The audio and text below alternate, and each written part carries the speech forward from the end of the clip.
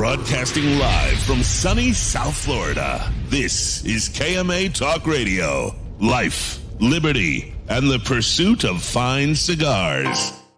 Your KMA crew, the Italian Scallion, Paul DeGracco, Alex Tavella, a.k.a. The Goat, and always telling it like it is, Honest Abe. I like to smoke them like the Winston Churchill, like John Kennedy, yeah. Remember Coach Red Auerbach, smoked up for victory, yeah. Well, you can take my wife, you can take my car, but you can't take my big cigar. My cigar. Good morning to all our loyal listeners, libertarians, and lovers of the leaf. You are listening to KMA Talk Radio, episode number 453, and we are broadcasting live from sunny South Florida. And I'm here with my gang today, the man they call the GOAT himself, Alex Tavella, and sitting in for Shameless Paul, our regular weekly KMA contributor, our man, the guy who's always got the scoop, William Cooper. Good morning, guys. What's up, buddy? Doing well. Thanks for having me today. Always good to fill. Yep. We missed you so much last week. We had to have you for a full show. Hey, man, I thank you guys very much for what you guys did last week for the family here. It was really appreciated, and thank you for the support as well over the past couple weeks. Absolutely, my friend. Yeah. Alex, what do you got going on there? You got some new. I got Acid Disney in honor of Paul not being here. Oh, is that Acid? Well, I mean, I guess Disney's the favorite, right? Because it's spring break, so that's probably the favorite of where he is, right?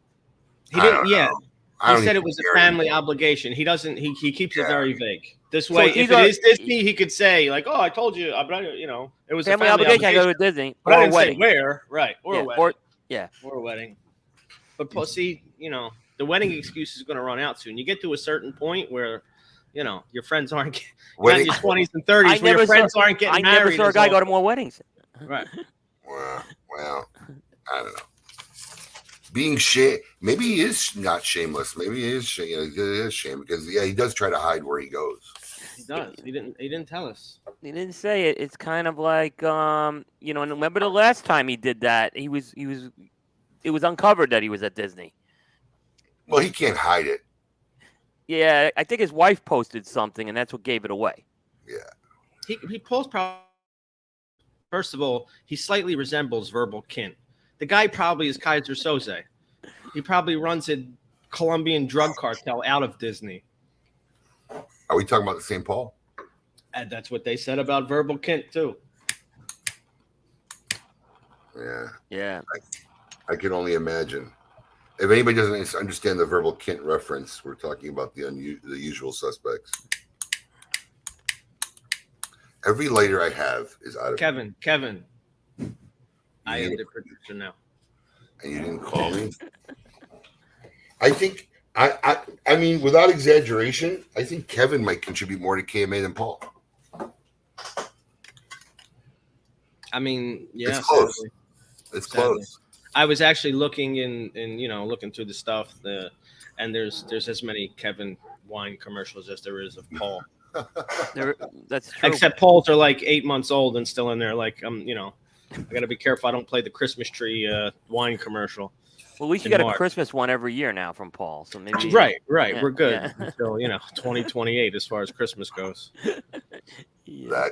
That's hilarious. So I guess La Zona Palooza is in full effect this week. Everybody seems to be in Miami. Juan Cancel is not there. Has anyone noticed that? Well, you know what? Now that you mention it, Juan Cancel's been quiet. Yes, I was quiet. Yes, too. He's been quiet. I haven't seen Juan on the party scene much. I might have to reach out to Juan Cancel. Yeah, I mean, he's usually he missed it one year when he was still working with the police force, and there was a serious emergency, but he is a fixture at Lozono Palooza, that guy. So where is Juan is the question. # where's Juan? That's what they did the year he had the police emergency. Everyone was going, where's Juan? And it turns out there was that. But now, I don't know. If anyone has any whereabouts of Juan Cancel, let us know. Yeah, we need an APB on Juan Cancel. I'm going to reach out. Someone's saying he had a friend pass away. That's Maybe what Kevin said. That could explain it. I could explain it. Yeah, it was Kevin But saying that. even still, overall, he's been kind of. I haven't seen him hurt. Yeah. He hasn't. Usually, any scroll of the Facebook feed will find you Juan Cancel. Yeah. One way or another. Yeah, but you guys didn't broadcast him down there this year. We did. No, we're a little understaffed, man. We really didn't have time to go down there and broadcast. But we see that Master Sensei picked up our spot. He broadcasted from down there, which yesterday I said, did you move to Florida and not tell anybody? I mean, I don't think he's been back to Colorado since the Great Smoke. He's been almost content. I think he actually did go back for a short time, but yeah, he said like a couple of weeks. But I think originally he had a trip to Honduras planned, right? And he was going to go to Honduras, come back, and then go to Palooza. So, and I think the Honduras thing might have gotten canceled with that. So interesting with that for sure. I've gone. I couldn't obviously go this year, but I've actually opted to do the show before the event starts because it is kind of chaotic down there to corral everyone in. So we did a Tuesday night show with Hector. You know, it looks like they're all having a good time, and I think the goat and I are going to head down to the Botanical Gardens today to just hang out with the gang and close. I guess And Guy's supposed to. I think Guy's going to be there today. He is. Yeah, he is. You think we go to see Eric? Yeah, he is. Oh man. So Alex, what's up with the chess, man? It's all you seem to be doing lately. All your social posts are like chess oriented. Is that like now a new obsession? Like a hard? It's just taking over my life, man. It's just. I mean, listen, dude. What do I do? What do I do for myself? I don't do anything. I sit at cigar shops all day. I work at a cigar shop and then sit at a cigar shop. So yeah, ever since the Turkish bath closed, you've been screwed. This is you might have just put it together. Maybe this is why I picked up I mean, listen, it's not like I haven't always played chess, but it's become a very integral part of my life. I spend a lot of time studying now, but maybe that's what it is. No signs of them ever opening up again. No signs of life, dude. No signs of life. The bathhouse is over, and there's not another one in Florida. This guy sold me a 10 hole punch card right before he closed. Hey, you thought you were getting a deal. It gave you 50% off. He did. I got suckered. Yeah, no, the bathhouse is gone. So, chess it is. It's I enjoy it. Been taking it a lot more seriously. I'd like to compete. Maybe I need 6 months to a year. And that's the thing. Chess tournaments aren't as hardcore as people would think, when you're starting out. Obviously, if you're playing for fucking world championship titles, it's different. But it's more almost like a chess gathering than a tournament. But I mean, that's the goal. I'm average at best right now. You what? I said I'm average at best right now, was what I would consider myself. Well, you're above average. No, I'm not, dude. I'm average. I'm above average of an below average player. When you start realizing everything that there is to know. Listen, people, chess is as much memorization as it is, thinking ahead. Sure. So, maybe slightly above average at best. Where were you going? TAA, you said? I did TAA wrapped up this week. Did you hear anything interesting, Coop? Not much. I mean, we knew the companies that were releasing the cigars prior to the event, so that wasn't really a big surprise. I don't think there was any, like I said, there's not really a lot of news that comes out of TAA. It's a buying event. I think there's a lot of things we've discussed about that being a buying event because it's I think that's what the event's really revolves around, and the cigars are kind of like a throw-in. But like in previous years, there's 13 to 14 cigars coming out from the TAA, and I don't know why they continue to do that. Because I could tell, I made the analogy last year. Great Smoke cigars sold out faster than TAA cigars, and a lot of those TAA releases are $500 releases too. They're right around the Great Smoke release thing. So I still think they don't get it sometimes. No, they far from get it. In fact, I'm extremely disenamored with the TAA and their petty actions, especially this last show. And Y'all may be hearing about it soon. Interesting. Yeah. I mean, but isn't there an incentive for you, Abe, to go to TAA because you can buy at good discounts? I could buy more sitting here in my office than going down to the TAA. Interesting. And in fact, I do buy more than most companies who do go there. Yeah. You know, one of the guys, I don't want to give his name up, a dear friend of ours who had a TAA cigar said, you know, a retailer came up and ordered 1 box. Wow. That's what I said. I said, you got better time. I would have given her back the order. That's what I want to know. The shipping's not worth it. But yeah, I mean, I think Coop, I think you were one of the first people I heard say it a year or so ago. I mean, you know, TAA releases have become like maybe 1 or 2 stars and a bunch of whatevers. It's true. The most renowned, there's only been, in my opinion, really 2 TAA cigars that ever really just. Well, Pete, we know Pete's one for sure. Drones, TAA, sold well, went through, and Pete only did 25% of his normal production. So those who are looking for TAA cigars this year, it's going to be way scarcer this year. Yeah, Pete actually, he returned. He took a year off from the TAA, and he's back this year. But he also announced a PCA exclusive that he's doing, which is basically the TA is a broadleaf and the PCA one's a Sumatra. So he kind of divided it among those two this year. The TAA has bastardized the whole TA program. The TA has become petty. So, you know, this year they actually sent out an email to all the manufacturers telling them not to sell or deal with any retailer who didn't physically travel to TAA. Wow. You know, I just don't understand these. With a spreadsheet list of who didn't attend and who was there. I just don't understand these. And they're not the only ones, but this, like, you have to pay to be a part of the club. And then if you want to get the benefits of the club, you also have to come to our little parties. Well, because they make money when you book, because you got to buy the whole weekend package. Yeah, well, then don't charge me for the damn members. Like, I mean, you know what I mean? It becomes a money grab. So, I mean, here's the thing. Not only do they, listen to me, they hounded me because I was really on the fence whether I was going to renew my membership this year. I don't think I'm on the fence for next year, but they hounded me. And then at the last minute, I finally sent them their dues. And then they went around to make sure that every manufacturer wouldn't sell anything to any retailer. But we'll be getting everything. So here's cheers to you, the TAA. Cheers to you, the TAA. Exactly. I used the other finger. I was a little nicer, but yeah. Wow. Cheers to you, the TAA. Yeah. Yeah. The not one manufacturer has cared about that email, but I just found it the audacity. Oh, thank you. Morning coffee. Yeah. You know, the interesting thing, and I saw a comment from Kevin Shahan about he doesn't know people who collect these cigars.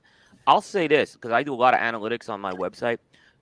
Among the lowest viewed articles and reviews are TAA cigars. There's not a lot of interest.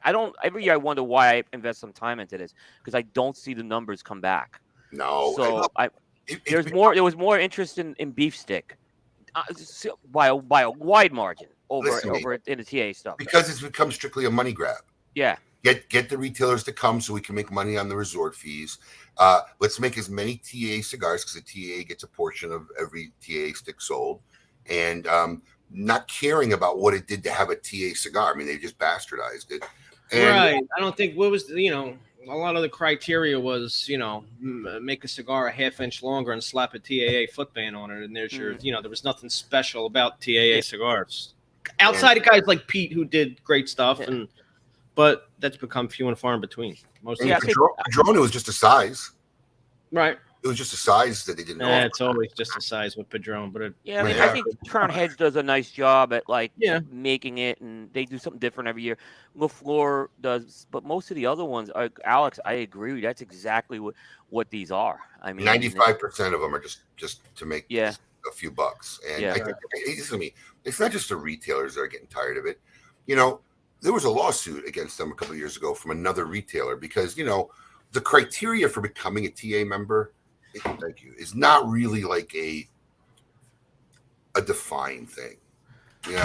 And there's been a lot of blockage that I personally know over the years of, people who didn't want to let people in because they feel like the TAA gave them some kind of strategic advantage in their regional area. And it's just never been something that I've been proud to be a member of. Let's put it that way, And, the only reason why I joined the TA, if everybody knows the story, because, Sal was one of my mentors, Sal Fontana, was after me for years. And then they used to have a golfing tournament called the Connie Cup, because Sal was heavily into the TAA. It was kind of that old school organization. And, I finally ended up joining just for Sal, and then when he passed away, I stayed on board with the TAA. But I think that whole relationship with me and the TAA is coming to an end. Wow. So you're going to miss out on having those exclusive cigars. And honestly, it's nothing but going down, and most of the retailers and manufacturers just drinking for 3 days. It's like, they don't make any there's no policy decision making that comes out of this. No. So, if I'm willing to work, be here with my family, and still place, as a member who paid his dues, still place orders and contribute, why would you send an email trying to shut down retailers from participating? And just so you know, it's been going on since the beginning of time. But, now they're trying to, nail it down. Yeah. They don't have. I don't know. But, something might come out in the next couple of weeks. We'll see. Very interesting. Very interesting. Interesting week. Speaking of interesting, go ahead. What were you going to say, Alex? Did we touch on where's Paul? We don't know. Where's Paul? Where's Juan? Nobody. Well, I think Juan. They said Juan had was some COVID. family thing. So it was a question. It wasn't. I wasn't trying to make fun of him. Now Paul, if maybe people have some guesses where Paul is, they could put it into the chat. The over answer anyway. Yeah, the overwhelming odds are he's at Disney or he's at Orlando, some outskirt of Disney, and which some Orlando. What were you gonna say? Wasn't he in Miami last weekend or something? I saw. Was he? I thought I saw something on Facebook. Okay, I may have missed that then. He took a picture of the chandelier at the O Spa. I saw that recently. I saw what an aristocrat. What a Karen. What a Karen. The bulb was out at the O Spa. Right. Which first of all, it's unbelievable because O is an incredible place. It's really a great spot. You've been there, Abe. I went for the first time. Was it our anniversary or something? Yeah, something you. And Paul, of course, is concerned over a missing light bulb and a chandelier that's probably on a 30-foot ceiling. Listen, I get that because it drives me nuts when I walk through any one of our locations and light bulbs are out. But I wouldn't post about it. Right. About another business who had a light bulb out. How did he know that light bulb just didn't go out right before he walked out? And even still, that just look, you have that because you run retail stores, so it's just automatically you see who the fuck even looks at that light bulb or that chandelier all day long as you're walking in your white bathrobe to your next massage or hot rock treatment? That is funny. So, and tagged himself there, no less too. And tagged himself. I would have a list waiting if this guy returns. Make sure he gets the extra hot rock and scorch him. Alex wants to make a pop-up. Your money's no good here. Every time we have a disputable. You've been this close a couple times. You've been this close to letting me go. Alex, when we have a very unruly patron or a customer who's just being unreasonable, Alex wants to build a pop-up on the site. So the next time he comes back and shops, it just says, "Your money's no good here." I think that's an incredible idea. I think it's great. Yeah, I like it. Abe's been this close a couple times, but the guy winds up folding and stays alive. I'd like to try to reason with them first. SDS. All right. Speaking of interesting guests, our guest today, I don't know, has he been on in a long time? I can't even tell you last time, to be honest. So I was kind of happy and excited when he agreed to come on the show. Well, I like to catch up with him. I haven't even seen him on a personal level. So let's key up our Meet Your Maker segment. I want all of you to get up out of your chairs. I want you to get up right now and go to the window, open it, and stick your head out and yell. It's time to meet your maker.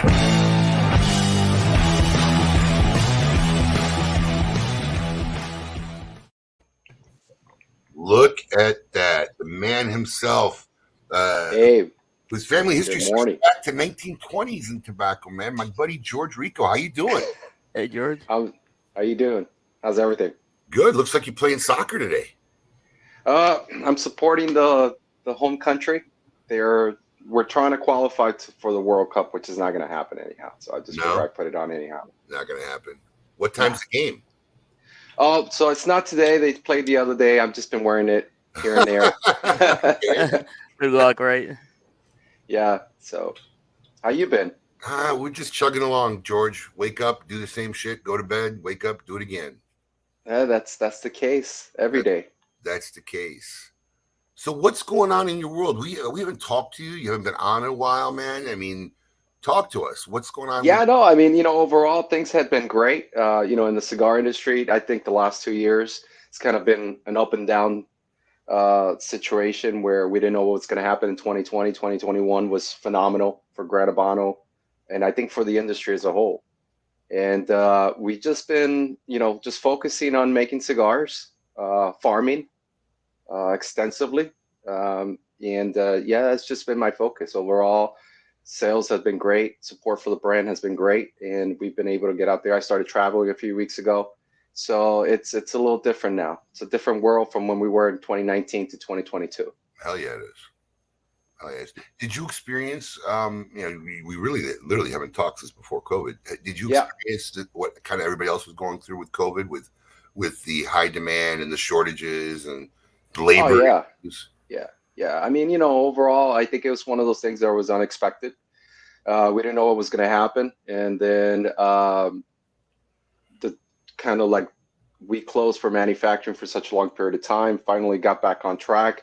And then just the demand was more than we could bear. And we were on back order until almost October of last year in our manufacturing, trying to catch up, which we ended up doing. And this year we're, our production is actually above what we expected. So our inventories are climbing, which is phenomenal for us. I know there's definitely some situations there. Demand has sort of slowed down, but in the industry, I mean, everyone's telling me that overall it's been a slow first quarter. So I don't know what the outcome is going to be, but I think you're going to see that tobacco is going to be one of the things that's going to be missing overall, tobacco leaf, in the next few months. It's really funny because I hear different stories from different manufacturers on what the situation is, and it could be regional by country. Go ahead. No, I was going to say, I mean, it all depends who the manufacturer is. I mean, if you're a farmer, vertically integrated manufacturer, you're sitting well. If you're not, things are going to be a little rough. Yeah, the guys who were depending on other guys to make their cigars for them and work their line into their own production schedule, I think got hurt the worst. Now, a lot of our fans, we've dynamically grew and changed over the last few years. A lot of our fans might be unfamiliar with you, your company, your brand. Give us a little history about, how the whole family started in tobacco. Just real quick synopsis to catch some of our fans up who are unfamiliar. All right. Well, to the new Gran Habano fans out there that probably will try the cigar after today, I appreciate that. But, I'm fourth generation tobacco farmer. We started our factory in Honduras back in 1995, 96. And we started growing tobacco in Nicaragua after coming from Colombia, which is what we predominantly have always done, is grown tobacco leaf in Colombia. Left in the early 90s. And, magically there was a cigar boom in the U.S. and we were able to bring in import, actually, I should say. Colombian tobacco started our manufacturing here. And it's been, this is actually our 20th year with our Gran Habano brand. That's kind of one of the things that we're looking forward to. Come again? Congratulations, man. 20 years. I appreciate it. There's actually the 20th anniversary is going to come out of PCA this year. I'm excited about that because I think any business that's able to survive just in a cigar business 5 years, it's definitely a good thing. So that 5 years seems to be the hump. Yeah. And Yeah, if you make it I to mean, 10, that means you might have started making some money, I think. I think I Yeah. started making money in my 18th year. I mean, it's rough. Yeah, you reinvest, grow the whole process, but overall, it's kind of one of those things that as long as you're focusing on your mistakes, really, it really comes down to fixing your mistakes and doing what you're doing well, continuing to get stronger on that. I think that's the approach that we've taken. George, you mentioned Colombia, obviously from Colombia, and they do grow Colombian tobacco. A couple questions. Do you use Colombian tobacco in some of the blends? Yeah, so we use my Corojo #5 has Colombian. Most of course, because I mean, being Colombian, we're proud of the tobacco. We use Colombian tobacco in it. We've been farming extensively more the last few years than ever before, and we've expanded to start growing Corojo, Habano, and Criollo in Colombia. So it's kind of interesting that you say that because as sort of the labor shortages in Nicaragua with political situations, with the COVID, it's harder and harder to grow there. So we're expanding to other countries, and Colombia is one of the ones that we're expanding on. So it's Colombian is one of the ones that we use. You know what I I was find gonna ask that. sorry, Coop. You know what I find interesting about that though, Coop? Maybe you could enlighten me too. It's like, in the last 6 months, I've had to work a lot in building a lot of work on the website for when we opened the warehouse, putting in products, helping the guys catch up. And you don't hear anybody talking about Colombian tobacco. Right. Really? I've never come across where I've had to add the, tobacco used or whatever in a description and put Colombia. Is there a reason for that? Are they just not talking about it, or is it just? Well, I think probably the reason why Colombian tobacco is not one of the tobaccos that's mentioned is because of the stigma. But it's kind of like when I came out with my Azteca over 15 years ago. Mexican that cigar. tobacco, that they told me it was a taboo. That I should never even describe that I'm using Mexican tobacco. Now, Mexican tobacco is one of those countries that people seek out, especially for wrapper. Rapper, yeah. And I think you're going to find out that, we're going to continue to push the flag for Colombian tobacco. We're expanding. I'm farming about 600 acres this year.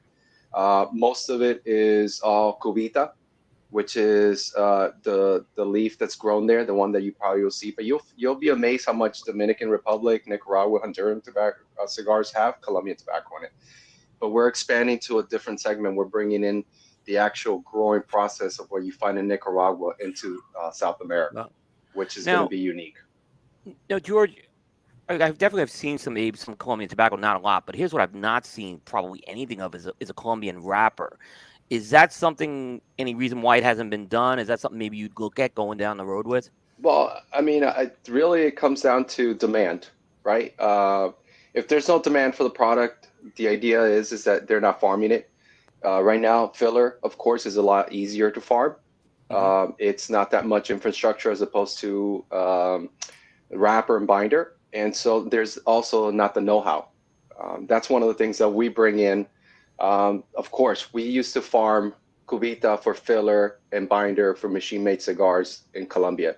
When we came to Central America, we understood and learned the process of how the Cubans brought in, their way of farming and curing tobacco, and we learned that as a family.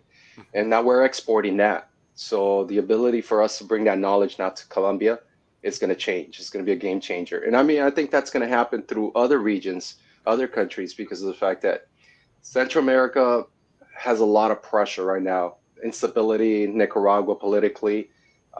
There's mass migrations to the U.S., to Costa Rica from Nicaraguans leaving. There's just a lot of pressure where COVID has really shifted everything. And what you'll find is that there's going to be less people farming greater extenses of land. So it's going to be consolidated in a sense in Central America because it's going to be more mechanized, and that's where I think other regions are going to start coming up. We got a question from one of our listeners. Is Colombian tobacco somehow related to the Amazonian variety cultivated in Brazil? No, this is different. The one that we have is a seed that was brought over probably about late 1800s, and it's a different seed altogether. We didn't have an indigenous one that I'm aware of. If there was one, it's not the one that we're using right now. It's a totally different one.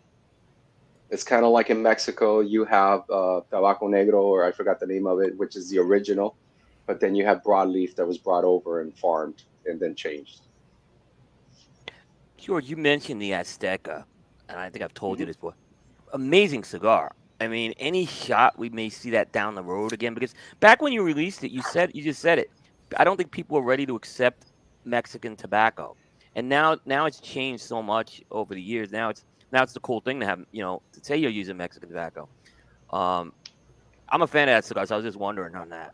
We have, and it's kind of one of those cigars that has gone online with our production Mhm. because, of course, our portfolio has changed. My overall company portfolio has changed for between our core brands, which is the original brands, and our premium brands, which you'll find that our blue and green, the Black Dahlia, La Conquista, everything has really changed, and I sort of have gone in a different direction of creating boutique brands and then having our core brand. So the Azteca is one of the core brands that will eventually come out. My focus was to do a release every 2-3 years. With COVID, it has really pushed things behind. Yeah. So we're hoping that Azteca, it's not a country that we're really focused on. Tobacco inventories are harder this year. So probably in the next few years, you're going to see Mhm. that the Azteca will come back up. That's great. That was great. Kevin Shan wants to know: are there any unique challenges to growing tobacco in Colombia versus any of the other countries?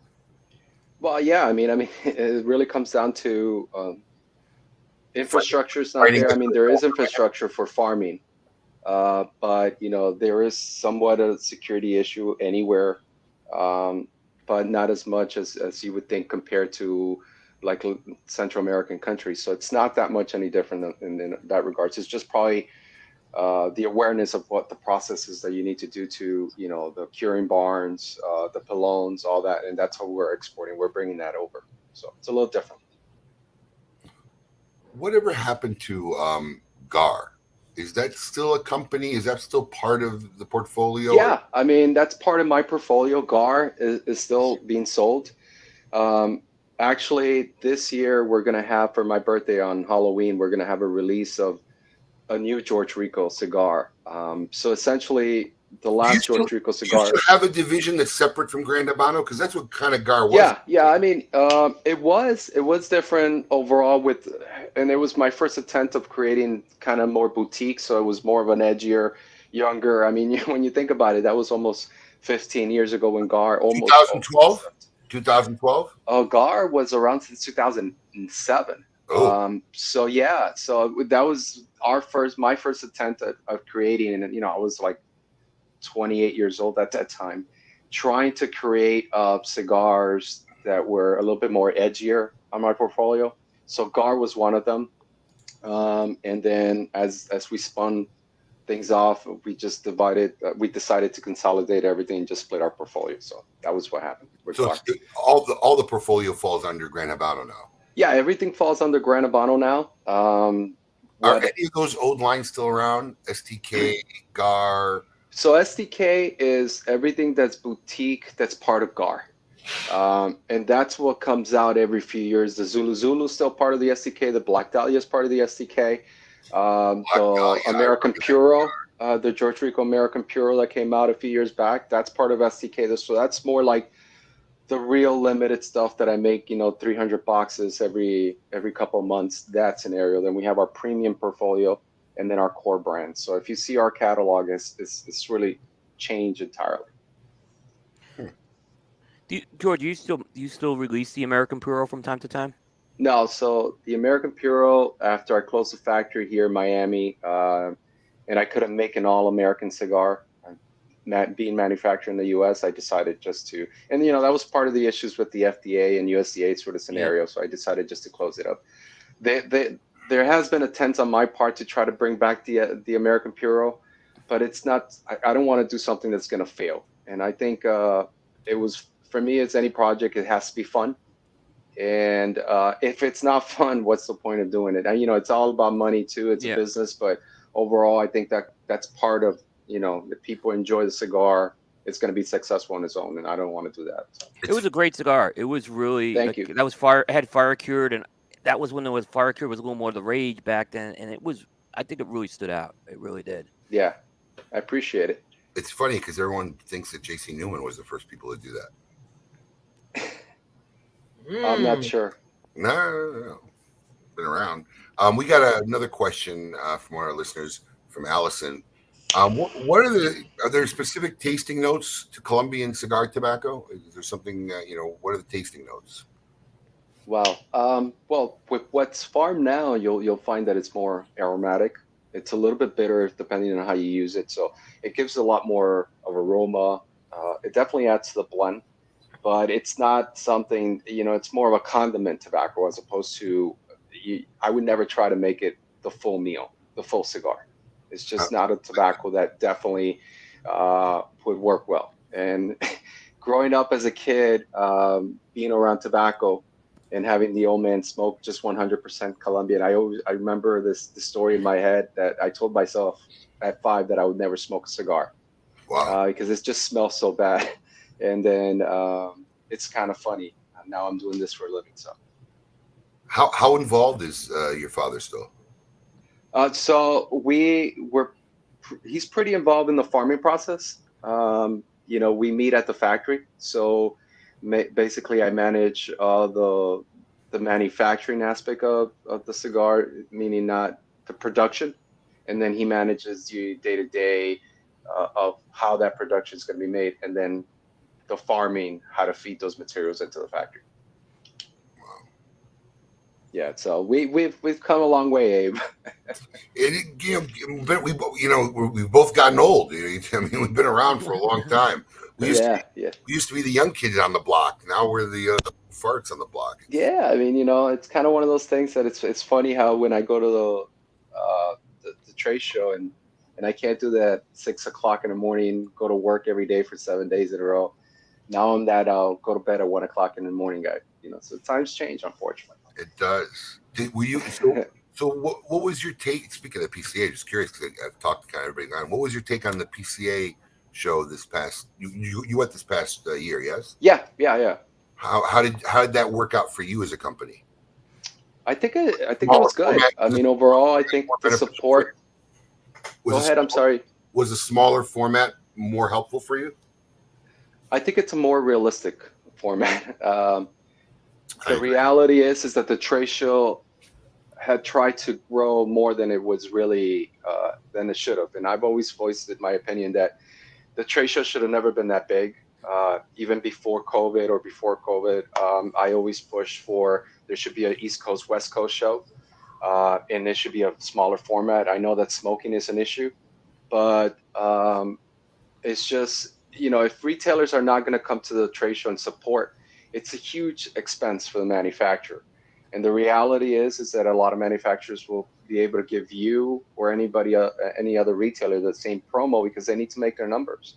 And going to the trade show is a huge expense, especially in Vegas. So I could see where if you don't have the attendance, you can't make the sales to cover the expense. It's just you're losing money overall as a manufacturer, and that huge space. It looks really bad when it's almost like tumbleweeds, and that was what was happening to the show, and it's unfortunate. But I think now with the way cigars are, I think there's a new interest in cigar. We are going through a boom.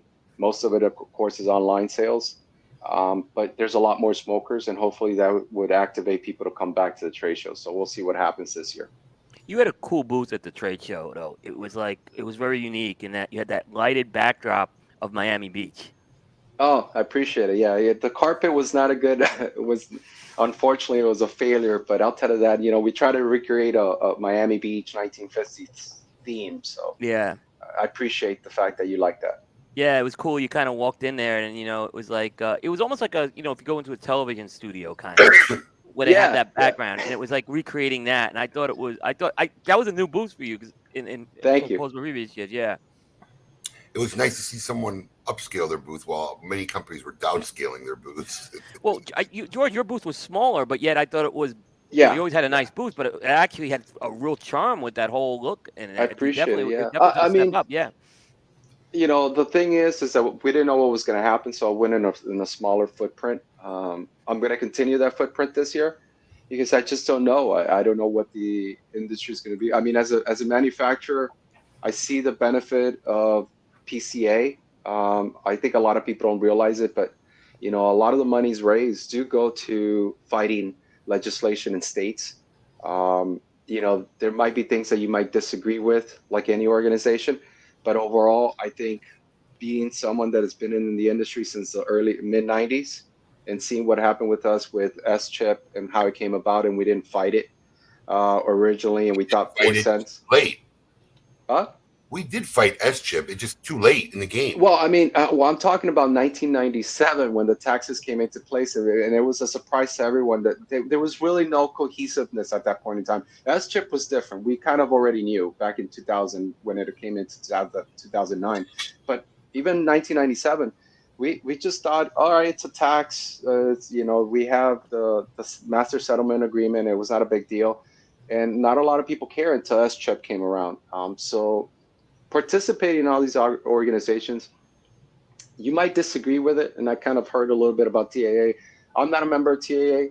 Was your company ever a member of TAA? I have an issue. I've never wanted to join TAA for particular reasons. It's not that I didn't want to. I do a lot of business with the TAA members, most of them. But ultimately, it is an issue when you go to a trade show and you have someone place one box order. I mean, there isn't a huge expense for a manufacturer. And I know the fact that particular trade show is all manufacturer sponsored. So, at the end of the day, it's a business. And I'm not sure who really enjoys the TAA other than the TAA members.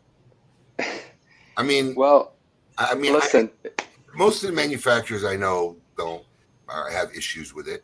As a retailer, I could care less for it. I mean, I don't get it. I really don't. Well, I mean, look, get a couple of drinks in me one day and I'll tell you my whole opinion about this. But overall, you're in a different scenario. You're in a different scenario than most retailers, and you have done your job. And so you're in a position to be able to. George, I get it, but the TAA, by definition of what it was, is supposed to be about a group of retailers who are doing their job, right? Well, I mean, I have an issue with the amount of TAA members that are part of to PCA board. Now that's and how that's shaped up. I mean, if you really want to get into that one, I mean, the problem is that overall, you still want to support the organizations. We are tobacco. There's always someone plotting against tobacco. Every day. And we need to have someone out there to help fight for us. But at the end of the day, there's always going to be an issue. You're never going to agree. But I mean, at least if we could agree that we need to fight off whoever we need to fight off. That's my approach. I would have mailed you a bottle had I known. Oh man, I could tell you a lot more, but not today. Okay, wait, Casey write a Bible? What is that? I don't know. Casey wrote a novel. I don't even know if I can on the screen. How do you get a bigger part of the same pie when a bigger pie is meow meow meow meow meow meow meow? I didn't get the decoder ring for that question. George, you mentioned TAA, but PCA has been going down the road of exclusive releases, and I don't know what your thoughts are of that, like coming out with a cigar exclusively for attendees of the PCA trade show. I'll tell you what my approach is to that. I think they're great because if they're really going to do what Abe's against, what he mentioned earlier, and it's not to insult you, Abe, but the reality is if they're going to be exclusives to the people that show up, then that's great because it's going to help the trade show. But in essence, I'm against it, and I've never kind of wanted to release a PCA one because it gets lost. I mean, you just get a whole bunch of people going after certain brands, and it's not fair to the smaller guys, that are trying to maybe do exclusive. I don't know. The way I see it is everybody wants to jump on the bandwagon of making a particular TAA, PCA thing, and then at the end of the day, how much are they really putting into these projects? And that's, to me, the whole thing is making cigars and making them good and quality. And it's not January 1st and like, what the hell? Are we going to have a cigar for PCA? PCA just send out an email, let's make a cigar. And some companies, to the consumer, some companies What? You know, some companies did that. They got that letter. Yeah, Okay, I know. So crush why do I want to participate in the fact that maybe, hey, Gran Habano is not the biggest brand out there. I happen to think that I do fairly well, but it's not. Guys are going to jump on the ones that are probably the less well known, and then you're missing a few. Like, I've seen this throughout the years. I mean, when I came out, and this is my learning experience, and it was by chance when the American Puro came out. It was a project that I worked on for years, just to get it right. And it so happens there was 3 other releases and it got lost. But it's still to this Yeah. day, people come and tell me like the American Pure was the best out of all of them. It was. And it was a success for me because I was making such limited amounts of it. And because of other issues, I stopped making it, not because it wasn't selling.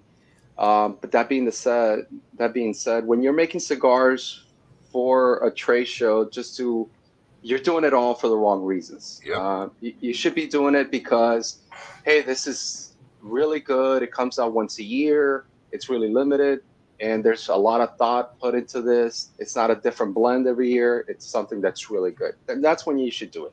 So, 2 things real quick. One is, Coop, this might be a good article for you because I'd be interested, right? Because, when we order new product, we always request copies. So we have copy being made that was done. I'm curious how many TA cigars sold at the trade show last year that still haven't made it to market. Yeah. I think I know at least 2 or 3. I have to go back and look at it again. I think there was at least 2 or 3. Well, we have PCA. Yeah, I know what you meant. Yep. We have 2 or 3 PCA cigars, and now we're coming up on the next PCA show, and there's still no signs of them hitting the market. And then George, you weren't offending me. You're actually agreeing with exactly what I'm saying. To some degree, yeah. When you flood it and there's no care in taking into it, like here's a perfect example, right? So we do the Great Smoke, and in the digital experience last year, we made the decision for the first time ever to create some TGS cigars. Now we have 40 companies. Now, if I allowed 30 people to make a TGS cigar, do you think that would ruin it? Yeah. So we to some degree, I do. I mean, it's going to ruin it because there's no specialty. How much attention is being put into a project like that? Look, I get it. I agree with some of it. I disagree with some of it. But I just see a lot of cigars going to market that, whatever. I smoke them and I blend them and I think they're crap. And then they're a blend that I tried that didn't work out. And that's the way my approach is to it. And I see a lot of those cigars making it to market. I don't want to insult anyone, but what makes a great cigar is the thought that goes behind it and the final product. And I think sometimes the consumers buy certain things. There's a lot of great cigar from small manufacturers, just like there's great cigars from big manufacturers. Sure. And sometimes I guess it's just brand recognition. And an educated consumer will find those and they'll make the right decision. You just don't have to go with, basically glitters. George, I loved how you've done the limiteds, and I'm glad you said that, right? Because I'm not just saying this because you're on, but your limiteds have been very conceptual. It seems like these are planned projects. I know you've talked about the 20-year, and that's been in the works for a while. But, the criticism I've had of limiteds is that, it's almost like checking a box. Hey, let's release a limited. We have something in the factory. That's been my criticism, and we're losing a lot of, what you've been doing. And there are other companies that do it, too, where you plan out the concept, like I'm smoking the blue and green. It's a limited cigar, but I just know there was a lot of thought put into that project. Yeah. Well, I mean, I think with manufacturers and where I get upset about it sometimes is the fact that there's a checkbox. It's kind of like it's a cabinet selection, limitado, and box press it if it's not box press, and all these other things, and then fine. I mean, I guess if you could put new rims on an old beat up car, it's just new.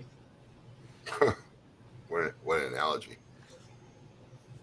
What an analogy. So, and I don't mean to insult anyone, by the way.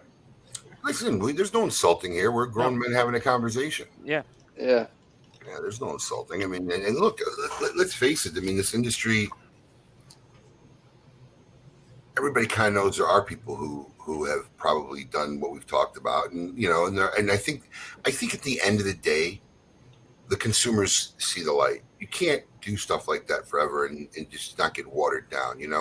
we like to work hard on our projects. Like, we already have the TGS cigars lined up for 2023. We have 2 lined up for 2024. And we involved. We want to try the blends. We've made choices. In fact, I think the original first release of the Red Meat Lovers Club that we did with Steve Saka, he basically told everybody that wasn't my favorite one out of the four blends that he had sent us to try. So we work, and I think the people that put that effort in, like you do, becomes transparent at the end of the day to the end consumer. I don't think eventually the curtain gets pulled back. Yeah, I think it's evident based on my brand. I mean, you don't see me do a lot of marketing. I'm not on social media. I know we've had this discussion, you and I. You're not on social media at all, which always. Well, yeah, I just realized that let my product do the talking for me. I'll be honest, Abe. I mean, look, I make 5 million cigars a year. I don't care to make 6 or 5.5. I farm what I can just to make those 5 million cigars. Everything else is basically put into inventory to make cigars. And you know what? 20 years later, my Corojo number 5, I'm still making it. That's to be said of, God, 20 years, I've seen so many brands come and go. And it's just, let my work do the talking at the end of the day. And if you want to follow my brand and follow me, that's great. But I just don't care to be a celebrity. I make cigars for a living, and that's my approach to it. You don't need to know what I ate last night. I'll tell you what you could look at what tobaccos I'm using. I'll bring you in there, but I don't need to, thank you for asking for my autograph, but I just don't need it. Speaking of Corojo number 5, did you get that upload, Alex? Yes. Speaking of Corojo number 5, I'm going to share something with our listeners that probably they don't know, but I'm pretty confident that you still hold the world record for the world's largest cigar. Yep. I do. There it is. Well, I mean, I remember that. It was There it is. in diameter, because in length, I think there was the Cubans beat me. God damn it. Really? But overall, this was a cigar that was 1941 ring gauge. If you could get that. Okay, so I just, before we go to break, I just got to talk about this cigar, because you actually wheeled this to the trade show. I remember the year. I remember. Yeah. So how long was the cigar? 19 and a half feet, because I was trying to put it into a 20-foot container. How much did it weigh? I think it weighed, the cigar on its own weighed, I got to tell you, I think it was weighed like about 4,000 pounds. That's insane. Yeah, it took 30,000 leaves. The best joke out of the whole thing, we actually always told people we only pay 40 cents in taxes to bring that cigar in. That's great. That was the cap. That was great. That's great. That was the joke. Was anybody there when it came across customs where they're like, "What the hell"? I just, you know what? I know. I mean, I just through. had it delivered, so I didn't think it would be. At the time, I didn't think it was a big deal. I just brought it in because I thought it would be fun to make it with my dad. We put it together, but we weren't even planning to bring it to the trade show. We just brought it in we thought we'd just try doing it for fun. Once again, it's always just for fun, right? Please tell me that cigar still exists somewhere. So I sold that cigar about 10 years ago. Sold it? I sold it, yeah. To who? Who bought it? Are you waving at me, or you want to ask? Yeah, well, I mean, No, Coop, you probably know the story more than I do. I just know it ended up somewhere in Africa. Coop, you don't got to raise your hand. This ain't a classroom. No, that was the missus. Oh, okay. Okay. Sorry about that. I didn't realize I was still on the camera. So, what happened with this cigar? Because that thing was epic. Anybody got? I don't know. I don't know what happened to it. I know that George sold. I remember when George was on our show. He said he sold it. I don't remember where it went though. I know it got sent to Africa. That's all I know. Okay, yeah, Some that was private jet or plane, cargo plane got sent. I don't know. Someone's birthday. I don't know what happened. Can you share how much you sold it for? Well, let's just say that the overall retail price of that cigar when it first came out was $240,000.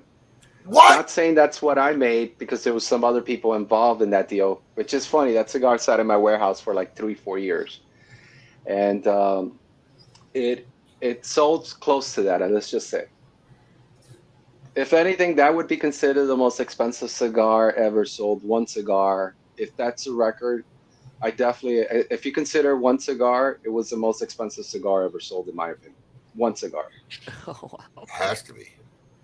Yeah, let's just say it had 6 figures on it. Wow. I got a Yeah. picture. I got a picture with me and Brandy in front of that cigar somewhere. I got. Do you really? It was back when we didn't have digital shit yet, so it's like a real picture. Yeah, I know. I have a picture gotta of me go sitting find on it, like remember that, like the guy in the bomb from that movie. I got a picture of me like that, but I can never find it. So I gotta find it. Nice. It's somewhere. How did that get? I mean, man, shipping that to Vegas. So it came into Miami, and then you had to ship it to Vegas and back. He trucked it. Oh, I trucked it. I actually personally trucked it from Vegas to Miami. I think we stopped at Corona, did an event at Corona, and then brought it back down to Miami, and then it sat in my humidor for a long time. And I actually built a furniture around it with wheels, so this thing looked like a submarine moved around. It was pretty interesting. Did the wrapper ever crack on you? Go in there with glue? Yeah, it did. Because it was a big cigar, so we would like fix it with putting more wrappers. I mean, wow. It had a lot of cigars in there, like a lot of wrapper. Like spackle. It's spackling. Yeah, technically a little bit. All right, we got more with George Rico in hour number 2 coming up after the break. We got Name That Jam by Avo Cigars. We got a new rendition of Tail of the Tape, Season 4. Mascots. Our man Coop will be doing the Scoop with Coop.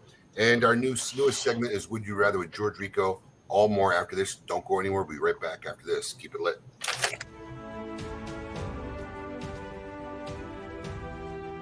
The H. Upmann 1844 Classic is a medium-bodied cigar with wonderful flavor notes of toasted almonds, cocoa, coffee, and just a hint of spice. Featuring an Ecuadorian Connecticut shade wrapper, you get wonderful aroma notes of sweet coffee and chocolate. Available in a Corona, Robusto, Toro, and Churchill, this is a great time to experience the nuances of nature with the H. Upmann 1844 Classic, a shade above others. Surgeon General warning: cigars are not a safe alternative to cigarettes.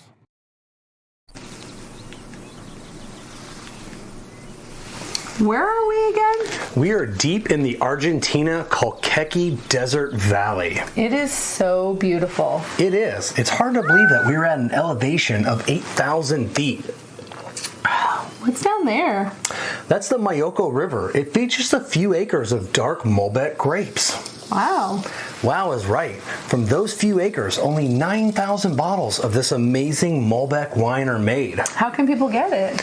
They can go to KMAwines.com and pick up a 3-wine sampler that includes this Malbec for just $69 and 50% off shipping. That is awesome. We should head back down so we can order some right away. I'm not getting any reception. Sounds good to me. I'll race you back. All right, well, we're back and nobody else is ready, so here I am. And here's Abe. Way to pay attention. I'm still adjusting myself because it used to be like a 5-minute commercial. That's why. Yeah, now it's now I can't even dart to the bathroom anymore. I had an old friend come in. His daughter had cheerleading practice, so he was in my office and he was hanging out until the break, and we were just talking. And I'm like, "Oh, we got plenty of time." I'm still forgetting. There's no Great Smoke commercial. There's no Advent calendar commercial. Them were the good old days when we had long breaks. Mm-hmm. I didn't even see which rerun we had.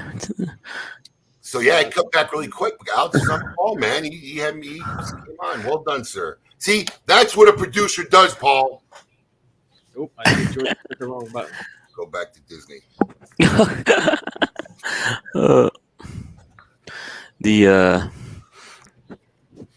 We lost George there. It looks like Disconnect. He's gone, and that's Disconnect. that. And there's nothing we can do. There's nothing we can do. Yeah, I do remember that cigar, though, Abe, at the trade show. He's back. There he is. Yeah. Hey guys, I can't. You guys sound really distorted. That's your side. You want to try it without the headphones? Do I leave and come back? Someone nod yes. You could try it, yeah. Take out that. see if that sounds better. Does that sound better? Any better? Can you hear us? Can you hear us? Looks like no. Can you hear me now? Can you hear me now? Oh, right. And he's gone, and that's that. And there's nothing we can do. He'll pop back. Yeah, he'll get here. Too early for Mardi Gras commercials, Tom. It is too early for Mardi Gras commercials. Give me like a couple of weeks before we, start pounding out commercials. One of our graphic designers just got back from triple bypass. Halfway back. He's working from home, back, which is, shout out to Carlos, but he's actually been good working from home, which is a tough transition. Oh, yeah. Especially when you're recovering and going through physical therapy as well. Absolutely. Any better? Yeah. Sound better? Yep. Great. It sounds phenomenal. It sounded like in slow motion. I thought it was the voices in my head. The medication is wearing off. All right, my brother. We're going to start the top of this hour with a segment sponsored by Avo Cigars. We're going to test your musical knowledge and see if you can name that jam.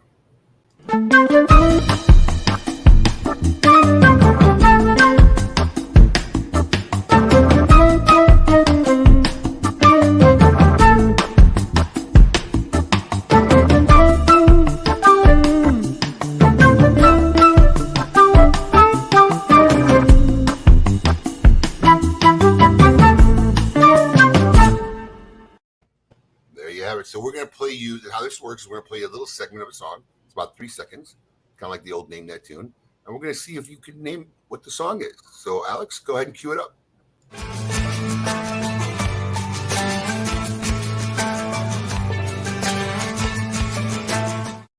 Oh, this is a good one because I don't know this one in advance. And I know the song, but I can't. This is a tough one. It's one of my favorite jams. Want me to go again? Do we need to go again? Yeah. One more time.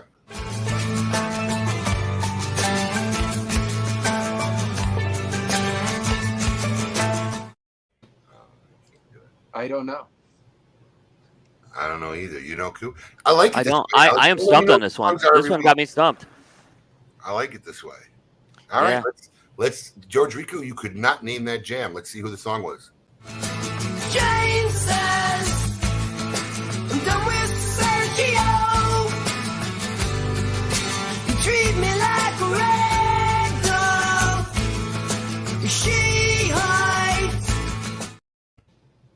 I was in high school when that song came out. Yeah.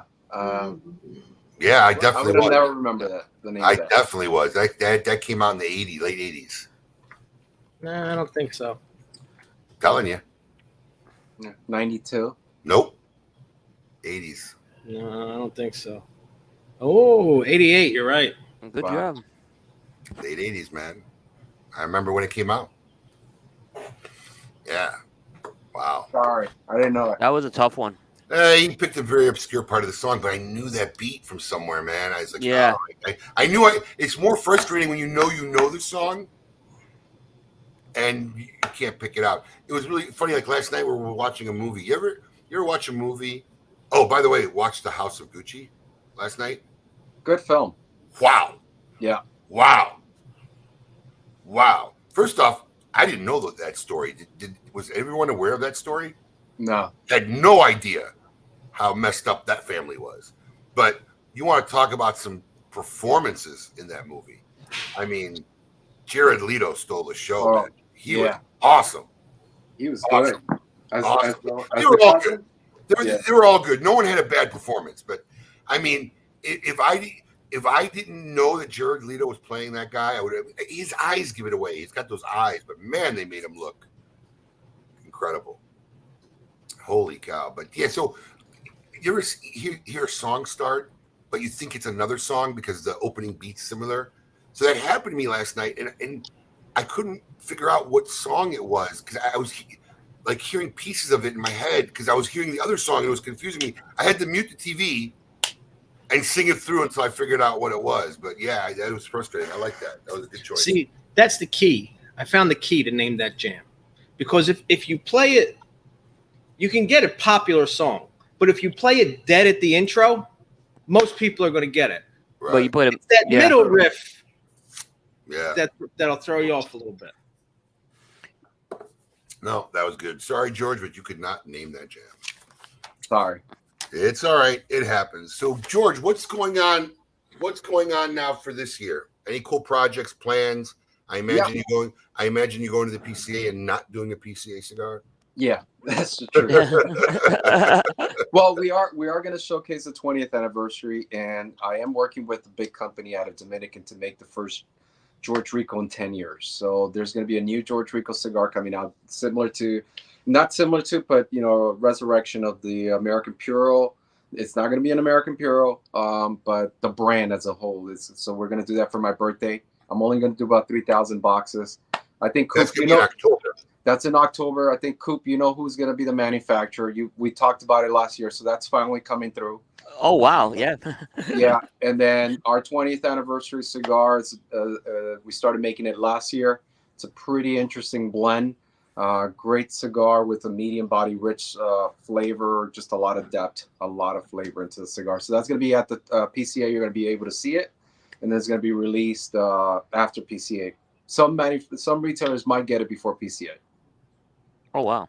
Yeah, and it's only 3,000 boxes, 1,000 of each size, just 3 sizes.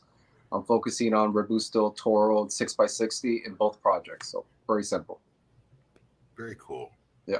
Very good. Interesting. George, in a little bit of 6 degrees of separation, you're a fairly regular in my old neighborhood at the Twin Shop. Yeah. How did that come about? Well, it's funny. Anthony and I became friends about over 15 years ago. And I started going into the shop. I kept going back, and then we just became really good friends. I stay at his house, and it's just it's an interesting shop. He has that personality. Yeah, and we've become really good friends ever since. So he started carrying my product, and just visiting him. So and then I love South Philly. I mean, I think South Philly has the best character out of a lot of cities. Absolutely. It's changing a lot. I've seen it from when it was originally Right. just one demographic, and now and then I've seen the change. But overall, I like how they've been able to maintain that old vibe. Yeah, it's interesting. The old timers have almost become the outsiders of the neighborhood. Unfortunately, yeah. But that's a unique smoke shop. I would just say Uber it wherever you're staying. It's hard to park there. Unless Charlie's there. Yeah. What are you talking about? When I go there, I just leave the car outside. He has one of the guys come and move the car. I never did. But the one time I was there, that didn't happen. I just leave it in the corner there in front of the front of the fireplace. Yeah. But yeah, definitely put your big boy pants on if you're gonna go in there. Is what I'll tell you. Yeah, it's a good shop. I think if you're gonna go there, it's not for you. I think if you're gonna go there, you got to have the personality just to be able to dish it and take it. Yep. Absolutely. Yeah. Absolutely. So that's good. George, we were just talking about the trade show. And we've been talking about a lot about the small batch releases. Are there any other small batch releases that maybe you'll be producing for this year? Yeah. So in about a month and a half, we have a brand called the Persian King. That's a brand that I've been making for close to 18 years. Their new Type Mod 60 is going to come out. So anyone that carries or has smoked the Persian King will be able to find the Persian Queen, just released this month. And then we have the Type Mod 60, which is going to be released in about a month and a half. And that's an interesting cigar because you could smoke that cigar on either end. And it's a totally different blend depending on where you started. So look for that cigar. Yeah. Interesting. Yeah. So is it double capped or is it just double cap? It pretty much resembles a torpedo, like a real true torpedo. Uh-huh. And so you get the torpedo finish at one end, or you get the rounded shape. So you could smoke it on either end. 2 different blends that transition. So you could start off with the end of it on one end, or you could begin with the other end, and finish off with the other. So it's an interesting concept. How'd you come up with that concept? Something I wanted to do for years, but I just never had the opportunity because of all these different projects. And then at the end of the day, I don't want to give attention to so I start one thing, I'll move on, And so what ended up happening, I came back to that project after like 10 years. I wanted to do it. So I got a question that brings up to mind. If you have two different blends that transition, is it a long filler cigar? Yeah, it's a long filler cigar. The thing about it is that the way you place the components, you're able to change it entirely. I mean, we're not breaking the leaves. There is a small part of it that helps it change, and we're adding a little bit of something on one end to the other. But overall, the whole cigar is long leaf. Really? Yeah. All right, I'm gonna have to see one of these. Sure. Is there any challenges with the double cap, with sometimes with moisture and stuff? I've heard different things, different stories about. Yeah, people there trying is. the double cap cigars. There is. I mean, my biggest fear right now is that if you're gonna smoke the cigar as a torpedo, cut it. But if you're going to smoke it as the round, well, some people call it parejo. I never like that, but the round cap, just use the plug. And the reason for that is that as you finish the cigar, there could be, if you overcut it, you could unwind it on one end. Right. So smoking it. So yeah, I mean, do the, what's it called? The plug on one end, cutter on the other. Yeah.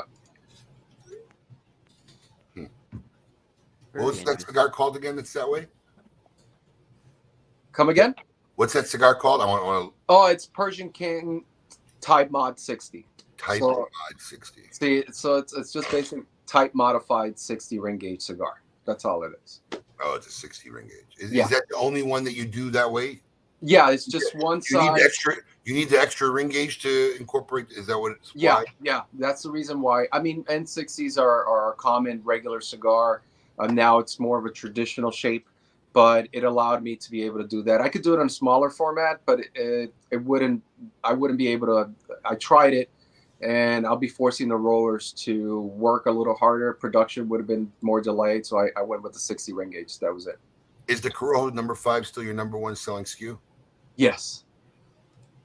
I think at one time we ordered 2 pallets of that from you. You did, and pallets. You know, the thing about that cigar is that for me, it's all about consistency.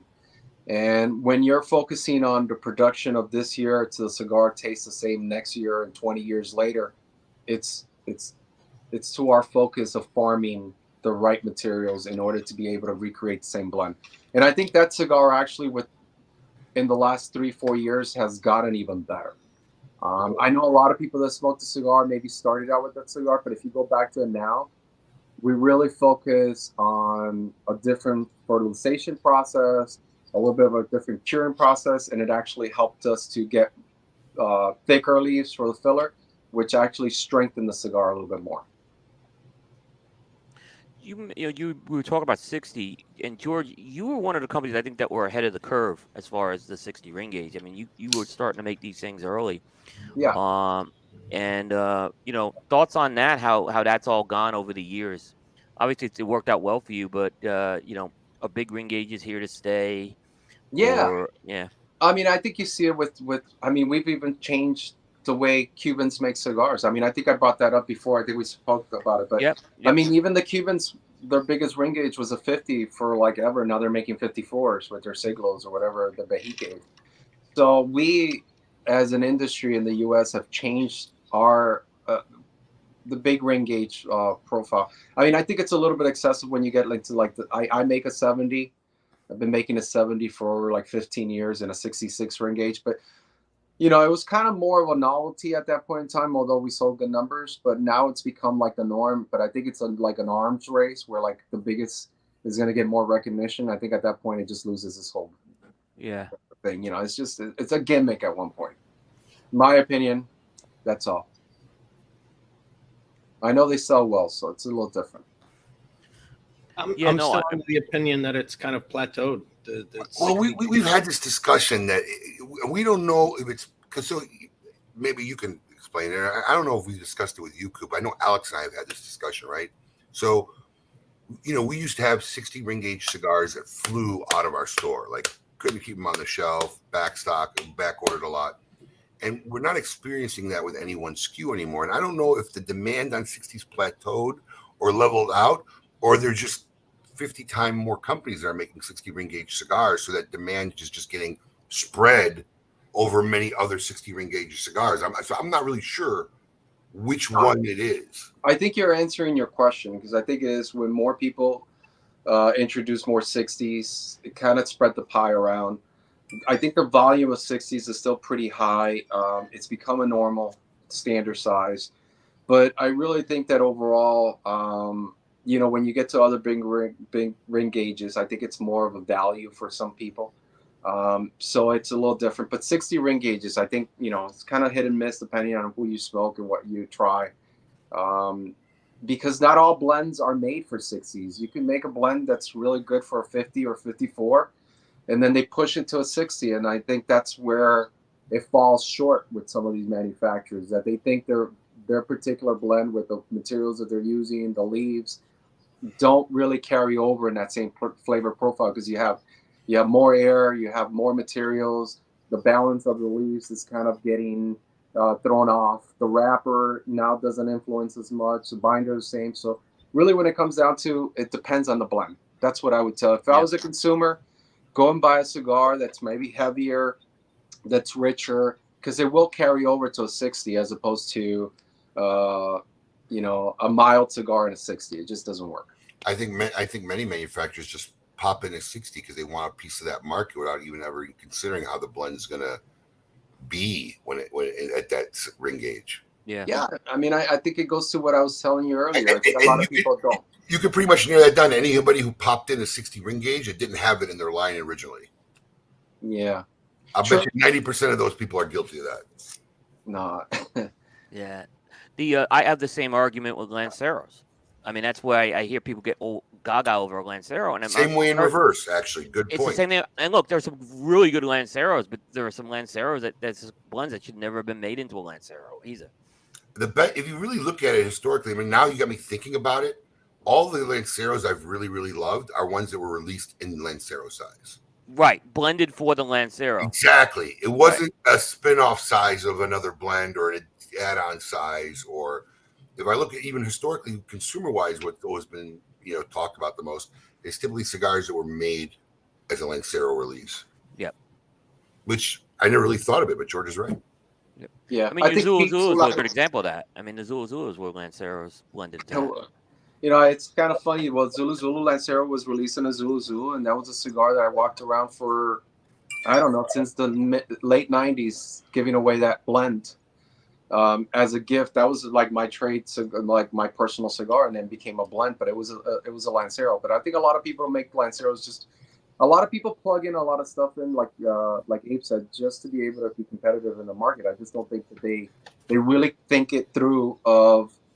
It's not a love for manufacturing cigars or making cigars, a love for how do I market my cigars. And it's a totally different approach. Either you love what you do and you're passionate about what you do and it transfers over into your product, or you just look at it as dollars and cents. And then if you're doing that, I guess that's fine. Do you feel as a company that you market your cigars, or do you feel like maybe that's not really an area that you guys excel in? I think that's an area that I don't excel in. Okay, do you not excel by choice? Yes. I think that's the reality. What I told you earlier. Yeah, some people don't want to, and that's not what they want to do. They want to make the cigars, and wherever it goes, and that's probably why you're happy making $5 million and not making it 6 or 5.5 or 7.5, because that would require some marketing. Well, I mean, look, overall we try to market, but there's a threshold that I think a manufacturer should meet in order for you to be able to market, and there's a threshold that for a company to go to the next level, if you really want to do that. But I think there's a give and take, and when you get to a certain level, my biggest fear is that we go away from quality, and that's been my biggest focus is quality, consistency of the blends. And if I could continue to make the same blend, same cigar for 20 years, and as the cigar progresses and it grows, then my war chest will increase for me to be able to do that. But I can, as a smaller company, medium-sized company, kind of put those resources, because I'd rather put them into the materials. But it's not a lot of resources, George. I mean, George and I have been friends. Well, I mean, I know George when and I it have been comes to the friends for free a long media. time. Yeah. George and I have been friends for a long time. We've had lunches and meals together. We've done business on and off together throughout the years because George is the kind of guy I want to do business with. But here's a perfect example. Look at Kevin's comment. I've never heard of Gran Habano until this morning. Our when we got in this business till today, it's changed so much. And it's not that back in the day, George, if you wanted to market or communicate, you had to drop 20 grand for a aficionado ad. That was your choice. Yeah. Or whatever other rinky-dink magazines were regional at the time. I forgot what they were called, but there was a couple of them, That was your only way of communication, really. It's a tobacco business. It's not like we have a lot of outlets. But it's become so easy to interact and educate consumers these days. Even doing a show like this, where I'm going to venture to say probably 20% of our viewers are listening to you and hearing about your company for the first time. True. It wasn't a lot of work. So, I just, as a friend, and you and I have talked like many times, I just really think we're in an era where it doesn't cost a fortune and it doesn't take a lot to really just be able to connect with consumers these days. We're fortunate. And the guys who have really embraced that, I think, have really made relationships and bonds that just wasn't possible 10 years ago. I think to a point you're right. I mean, it's probably my lack of really understanding the new formats and new places where to advertise. But at the same time, it's kind of probably I would have to leave it to someone else because my whole focus is on the manufacturing side, the distribution side. So maybe that's where I lack off and where I should probably bring in someone else that could market it for us when it comes down to the public, like Facebook and things of that nature. You and I got to do a lunch again soon. All right, let's do that. I'm always open to seeing you. I love you. I'm going to help you out a little bit. I'm serious.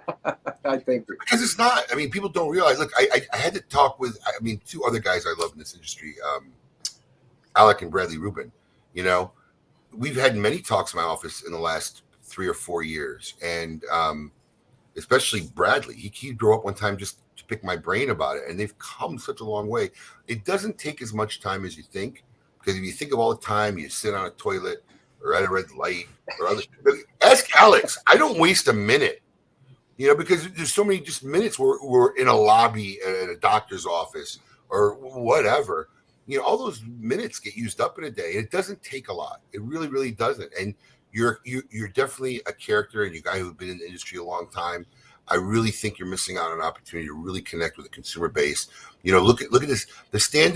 The standards you talk about and how you care about the blends and whatever, they need to learn that. And I think that's why a guy like Steve Saka has been so successful because we can't get him to shut the fuck up, right? I mean, he just, he'll write up a single post of his could be like a chapter in a book, but it's that communication and I'm just telling you that the ability to really connect with your consumer base. We're in a blessed era. I mean, it has its downfalls. I made a strategic decision, I think it was, 4 years ago. I don't engage in anything that's not positive. Yeah. I tried to start a national hashtag post positive, trending. I remember that. Yeah, hashtag post positive. I tried to. I just stopped. I don't care. I don't care what they say. I don't care what they do. I just stopped and I just try to do nothing but post positive stuff when I can. And it's been a much better experience for me. Yeah, I think for me, I think that's probably one of the issues, and you're touching on it well. Because I'm all about good vibes, and really not carrying over. And there's a lot of keyboard commandos out there that I just really don't care to, and any negativity on that end. If we're talking about, like you said, positive, good things, I don't have an issue at all. It's just, there's a lot of people that probably aren't focused on that. They just want to be able to retaliate on any comment, and then it's just. Are you still on Facebook in any fashion? I just took it down the other day, but I am on Facebook. I just took it down the other day because I just didn't want to deal with it. I silenced it for a little bit. That's all. I was going to tell you because let me tell you something. I was going to tell you to join our socialite group. Just join it because since you and I have last talked, my company has changed dramatically. I mean, like dramatically in 2.5 years, and how we've changed and how we communicate, embrace. But if you we have a private Facebook group called Smoking Social, and if you put your thing back up, join it, and All right.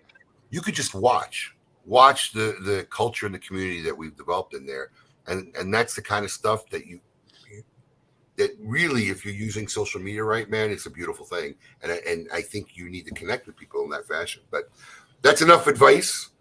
Because George is a good friend. I mean, like, we've done a lot of business over the years, but like our reach has changed, right? So the years I was dealing with George was really just mostly local, and sometimes it did great, and sometimes the trend goes off. But our reach is now a lot different. Our audience is a lot different than it was. So yeah, we'll after the show we'll schedule a lunch. We'll get together. Yeah, let's get together. We're due. All right, good. All right, Coop, are you ready to do what you do every week so well on KMA Talk Radio?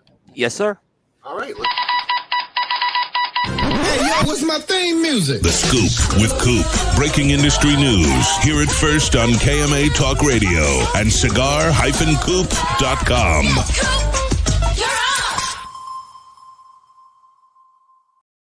Cut my tag. Wait, I jumped the gun. I was like a half a second. I was so concerned with being ready as opposed to Paul who's never ready. I usually queued up with "Let's see what the Scoop with Coop is." I jumped the gun by like a half a second. It's all right. Doing a great job as always. Yeah, absolutely. What's the Scoop with Coop this week? All right, so we start off with the TAA. If you want to know what the cigars are being released by the TAA, I'll run down them real quick. There's an Asylum 13 and an 1118 size, which is that iconic Figurado size that Christian Aroa is known for. There's a Crown Heads Lost Angel 2022 blend, a new blend out of Tabacalera Pichardo. EP Carrillo's got a TAA release. Ferio Tego has a TAA release coming, a Timeless, a offshoot of the Timeless. Diesel has a cigar called the Tempest coming out. Gurkha's doing something interesting. They have a line called the Colección Especial. They're going to debut later this year, but they're kind of giving the first release to the TAA in the form of a Figurado. So that's pretty interesting that they're doing that. Illusione's got a TAA release, the TAA 2022. Hoya de Nicaragua is bringing back the Cuatro Cinco Torpedo they did. It's called the Americana. La Flor Dominicana's got two cigars, a natural and a Maduro, in the 50th anniversary blend they've been using in the form of a 7x64 Solomon. There's a La Polina TAA Kill Bill. It's called the TAX. It's a special, looks like a Figurado size that's coming out with that. Rocky Patel's got a version of the Decade in a Habano wrapper. We mentioned Tatuaje's TAA cigar. And then probably the one I'm surprised hasn't been talked about a lot. Villiger's got a TAA cigar, but they're making it out of La Zona, which is La Zona's first TAA cigar. I'm surprised they haven't talked much about that. So those are your... I was just going to say who? Not La Zona, but not the La Zona part, but I mean, I didn't even know Villiger was in the TAA. This is the third cigar they've done for the TAA. Wow. And I mean, and they've been kind of quiet from. I'll tell you something, from a media standpoint, they've been more difficult to deal with the past couple of years. So I'm not sure what's going. They've always been a company we've gotten media information from. I mean, listen, now you got to chase it down. Listen, I don't try to be a dick or disrespectful. I just try to be honest. I mean, have they had a line that's even caught traction? You know that the Flor de Yinclan a couple of years ago, I caught some fire. It got La Flor de Yinclan. Okay. Yeah, that was one that got a very high rating. It got some buzz because it got a high rating in the top 10 of Aficionado. But they've been kind of quiet the last couple of years. I can tell you that. And they're making a TA cigar. Yes, and they're making this is the third time they're making one, actually. So it's not like the first time. They're making one the third time going forward. Yeah, the only thing I remember Villiger was like those little box press cigarillos. You used to sell a lot of those. Export A's. And non-Cuban ones. Export A's. Yeah. No, it was Villiger. Yeah, that was the size was called Export A. It came in the yellow boxes. And it was the box pressed in the tissue paper, cut on both ends. Those are actually great little smokes. They're little smokes, yeah. No, I agree. I think they're still big sellers for them, too. Just Google Villiger Export A, bro. Yep. It's the second time you'll be wrong to me today. No, I don't think so. We still sell Export A's. Wait, I was wrong once already? Yeah, So 1988. what? Okay, well, whatever. You buried in the back. I could have bet you $1 and you would have jumped on it. You want to bet me $1 on Villiger? Well, that's the box pressed one. I don't know what box pressed one you're talking about. The Export A's is the box pressed one. You want to bet me $1? What's the bet? That it's not Export A? What Export A is a box press cigar. I don't know what you're talking about. Which one are you talking about? Hey, what do you mean? You said the only cigar you knew from Villiger was a box pressed one. Export A's was a box pressed one. I don't know which one you're talking about, so I don't know what the bet is. Export A is a box pressed cigar that's wrapped in tissue paper and was probably one of the most best selling Villiger cigars. You want to bet? Can I get in on this bet too? I'm with Alex. You want to bet me $1? Is that signed bill? Oh, Export A, is that a Canadian cigarette? That's the Canadian cigarette. It's Export is the Villiger. Yeah. Oh, it was just called Export? Yeah, it was just Export. Export. Okay, that's why I threw in the A. I caught myself. There You got a picture of it? Put it up. Yeah, let me grab Put it up. Yeah, you motherfuckers are Googling over there. I'm going with I'm not Googling. I'm going with a 25-year memory. Here's my problem. The way to get Abe into a bet is you got to say, I sounded too sure of myself. You have to sound a little unsure. Yeah. I don't know. I'll bet. Yeah, whatever. I don't care. You're right. That's how you get Abe in a bet. Villiger Exports. Yeah, Export A was the Canadian cigarette. It's actually I think the technical name's a Villiger Classic Export. I remember enjoying the heck out of those if I needed something quick because we used to leave them by the register. You know, guys would always grab a couple on the way out, and I would just open one up and smoke it. It was really a good cigar. While he's pulling up that picture, what else you got going on, Coop? All right. Also happening. I mean, this was kind of announced yesterday, and I think a lot of the smoke-in folks know that the third iteration of the Red Meat Lovers Club cigar is now, I guess, available for pre-order. It is the beef stick. That's a really cool-looking cigar as well, because Steve kind of made it look like an actual beef jerky stick, and it's got the flat cap and it's the closed foot as well. So I know you guys are taking pre-orders on the website right now, and Abe, I mean, I'm not just saying because it's on. That has become, I think, one of the, as far as ongoing limited editions that are single store releases. That's taken a life of its own right now. I'm proud to say, and I think I could say this, is that we probably had two of the most successful single store releases in the history of this industry. First one being Anarchy, that we did, and this brand. I mean, this brand is just has developed into a monstrous brand. I think Anarchy would have too, but it's not. It didn't develop to be an annual release. I think it's dropped twice in the one version, and Apocalypse once or twice, and then we had the Chaos. But it's just not the pre-sale that we're proud of. It's the fashion and how we do the pre-sale. By the way, these were the beef sticks that we used for the video when we dropped the beef sticks on top of all the bundles of cigars. But it's the deposit system. I really, really like that, and I really think if we could do this with some of our other regular annual releases, it's a lot better. Because we know Pope's coming back this year, and Drew Estate just made a number, and it's I know it's going to sell out, and it's going to be gone, and there's going to be people missing. But when we did it last year, and we even tweaked it to make it a little bit easier this year, because last year was the first time we're doing it. To say, hey, look, I want this cigar. They only got to put $25 down. When the cigar lands in November, they can pay the balance. It's kept people from having to rush to the site, fight everybody, the website crashing, not being able to get them. And my favorite is that everybody who really wants it had a great opportunity to get it. There's no secondary market on this cigar. There's no one trying to sell it for 2 or 3 times the price afterwards because, hundreds of people didn't get a chance to get it. So this has worked out really well. I think we're going to continue with this in the future.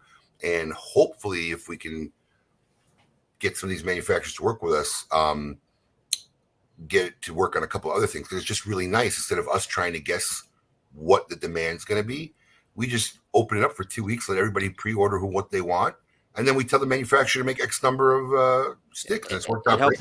It helps out great for that. I think that was a smart move too. With that, now I got a question on this: is this technically a smoke-in micro blend at this point? Is it part of the Well, microblend series, or is it kind of moved out of it? The original release was a microblend, and it will be, but we don't list the other variations now as microblends. It's just the whole blend is a microblend, you know. Right. So, like this isn't It's not a new micro. right. The meat box pressed wasn't a new installment. The beef stick's not a new installment. But yeah, the original 2018 Red Meat Lovers Club is definitely one of the microblend installments. So, and it's morphing. I think Steve mentioned at the Red Meat Lovers Club dinner at the Great Smoke is that we're working on trying to make this a national line. It'll be available in regular production.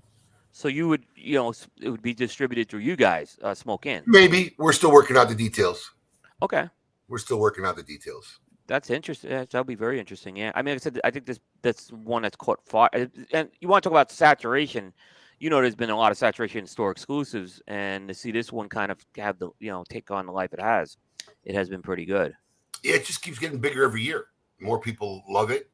I think Steve's done a good job of?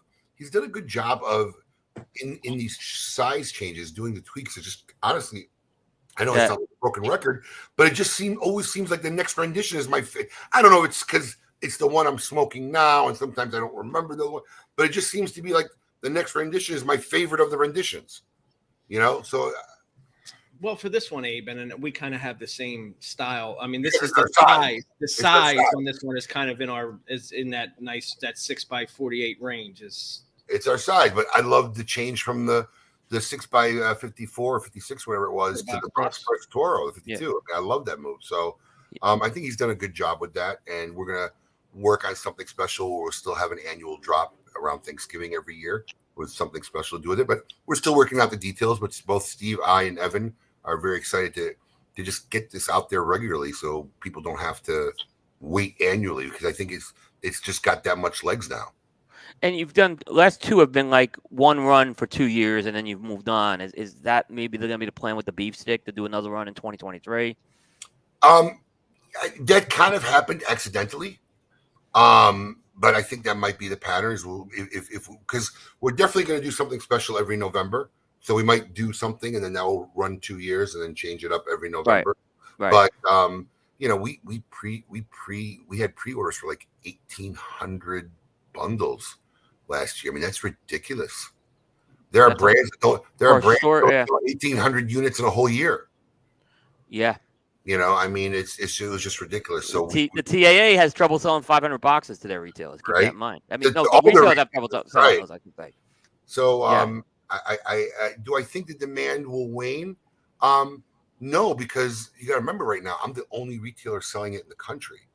There are a lot of people who don't follow Smoke Inn, who don't follow Evan Darnell, and it's going to become available to any retailer who will want to have the opportunity to sell it. So I don't think the demand will wane. I think it'll just grow as a brand. I think everybody knows Steve's making good quality products, and the cigar every year keeps getting more and more popular. So it's very hard to say the demand will wane, because we're really a microcosm right now, and we're just going to expand it to a lot more people around the country. Very good. What else you got going on, Coop? So you'll like this one. Diesel Cigars has announced a new trilogy of cigars they're releasing. The trilogy is called Fool's Errand. The first release is called Stubborn Fool, and you guessed it's going to come out on April Fool's Day. So this is a cigar coming out of AJ Fernandez Cigars, blended by AJ with Justin Andrews. And what they're going to have in this is going to have a little interactive game where there'll be a tarot card, and I guess you can somehow scan that tarot card and it does something fun, I guess. So it's kind of an interesting little figurado they have being released. If you look at I should have, Paul's not here, I always sent the picture.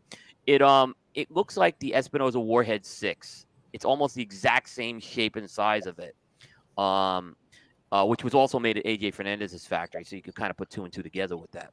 So I don't know. Diesel loves these trilogies. They were all into they did a trilogy on elixirs, and now they're doing, I guess, this tarot card thing now, which is going to be the next trilogy. What's a trilogy? It comes out once, 3 series, once a year for 3 years. Yes. Yeah. Yeah, they did that with Hair of the Dog and the Crucible. So there it is. Good job. It's a cool. I mean, that was a fun size to smoke in the Warhead 6 by Espinosa. Yeah. So it's a cool size, is what I'll tell folks with it to smoke. And it was also you could look for that on April Fool's Day. Here's the exports, by the way. There they are. Yeah, There's yeah. that famous yellow box. Yep. Good job. Export. All right. Next story, last story actually. Our friends at Smoking Tobacco are teaming up with the Cigar Family Charitable Foundation for a fundraiser. They did this last year, didn't they? They did this last year, and they raised $7,000 for. I mean, for Matt. Look, Matt's new in his first year to do that. Because it was his 1 year anniversary show, and he decided to put a charity component on it. And they raised $7,000 for this Cigar Family Charitable Foundation. If you're not familiar with it, I actually just visited them last month.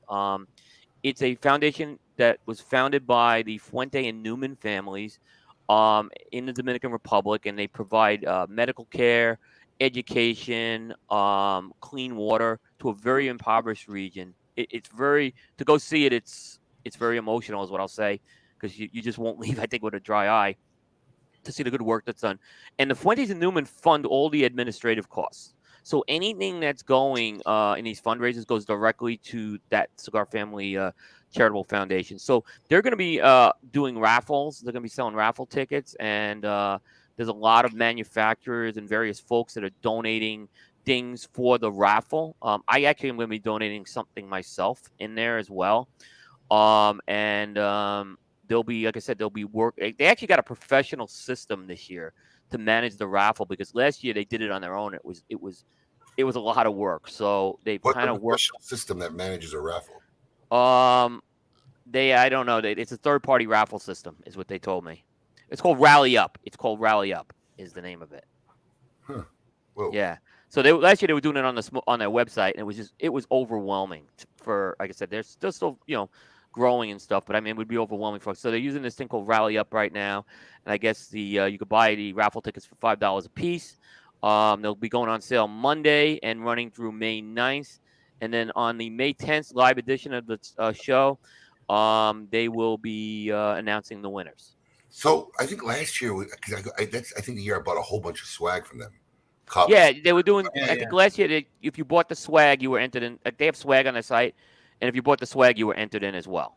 Okay, I thought it was the proceeds from the swag they gave last year. I couldn't remember. What happened is that's how they started it out. I think that's exactly what they started out doing with that, right? And then they offered the raffle tickets on top of that. Okay. With it, but yeah, now I think now they're obviously the raffle tickets were, expanded a lot, and they had some like the Fuentes and the Newmans and just third-party people were contributing like some really good prizes. I mean, this was quality stuff that was rare stuff, and it wasn't just Fuente and Newman stuff either. I mean, the LaFleur contributed stuff, so it was a very it did very well for them. And like I said, Matt and Nicole, good folks. They're not making anything on it other than everything they're doing is going right to CFCF. Good folks, good charity. Please check it out. We'll be involved without a doubt. And if you want more information, please check our friend's site out. It's one of the best ones out there. The Cigar-Coop. Cigar-Coop.com. Man, hyphen always throws me up. I'm not sure where it goes. See, Paul cheats and puts the tagline at the bottom of the screen for me so I can read it. Check them out at cigar-coop.com. Yep. And now it's time. Is this episode 2 or 3 now? I'm lost. 2. So installment 2. It's installment 2. Installment 2. Season 4. Yeah. Season 4, episode 2 of this year's Tale of the Tape. Let's check it out.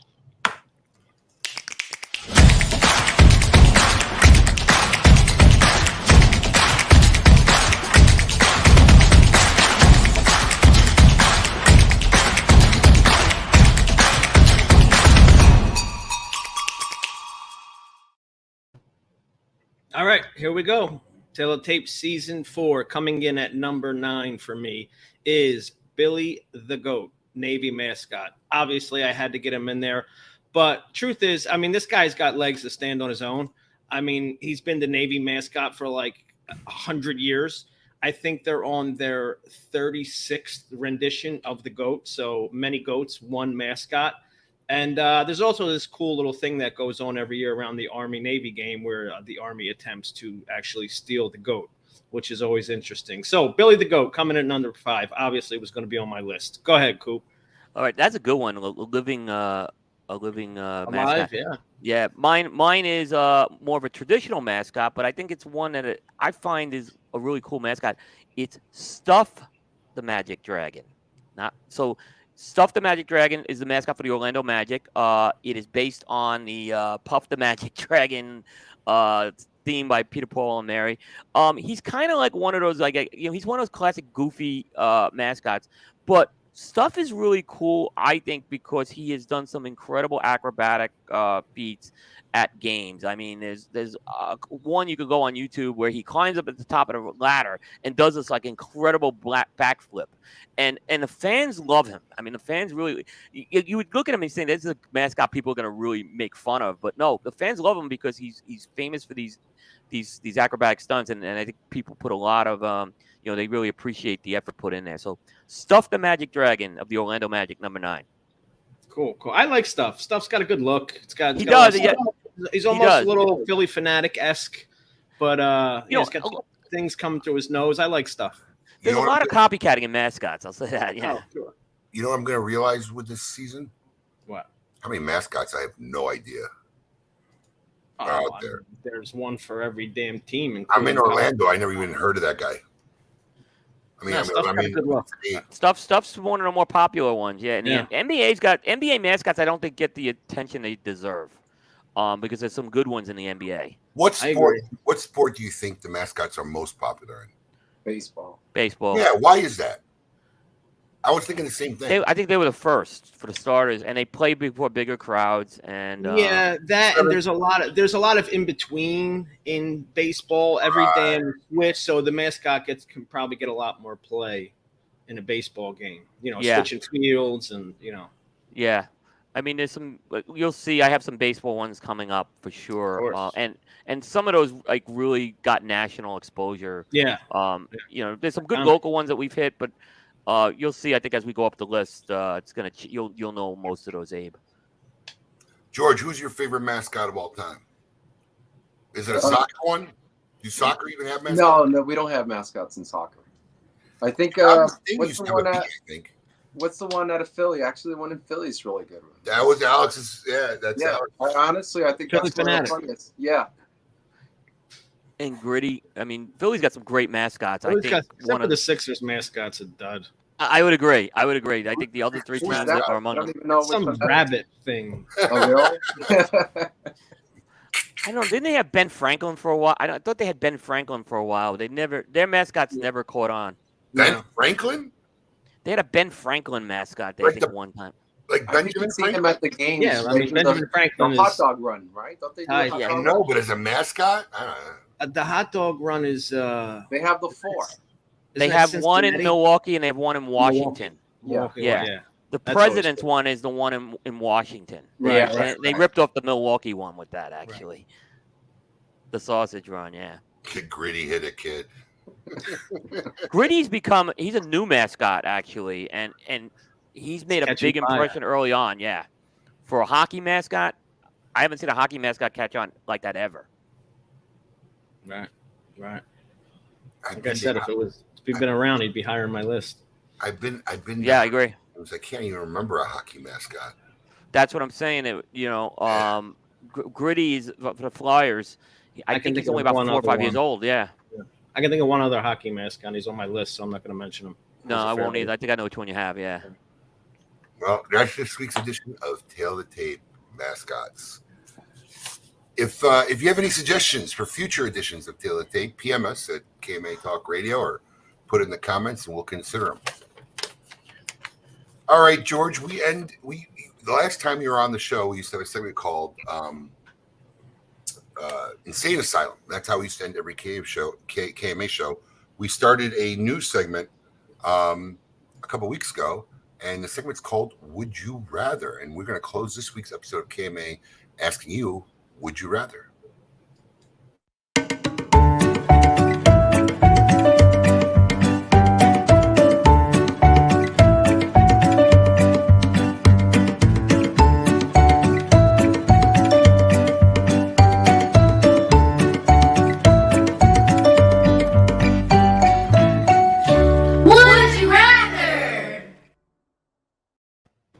You Rather brought to you by Gurkha Cigars. And once again, thanks to Juan Lopez for being our model for that intro there. Did a very very good job.